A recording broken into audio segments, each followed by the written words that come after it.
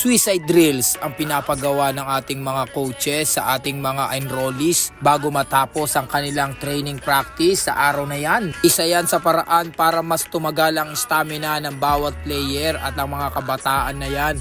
Pero nakakatuwa lang dahil hindi sila nagre-reklamo, napakahirap ng training na yan pero talaga nagagawa nila makasabay habang nakangiti ang kanilang mga labi. Yan ang nakakatuwa sa mga bata na yan. Kitang-kita na nag-e-enjoy sila at gustong-gusto nila ang kanilang mga ginagawa. Yan din ang nagpapalakas ng loob nila at nagpapalakas ng kanilang mga resistensya. Sa mura ng kanilang mga edad, talagang desidido silang matuto at mag-ensayo para magkaroon sila ng pambihirang galing sa pagbabasketball. Kaya kaming mga nagtuturo sa kanila kasama ang mga coaches ay talagang nag-e-enjoy din na turuan sila dahil nakikinig talaga sila. Dahil nakikita namin sa kanilang mga mata ang pagiging pursigidong matuto at maging mahusay. At maaring sa mga susunod na henerasyon, sa mga batang Carmelite o sa mga tiga rito sa Bagong Silang, baka isa dyan ang inyong hahangaan na sa paglalaro ng basketball na hindi naman malabong mangyari yon dahil talagang makikitaan sila ng potensyal. Kaya abangan ang lahat ng enrollees sa Carmelite Basketball Club.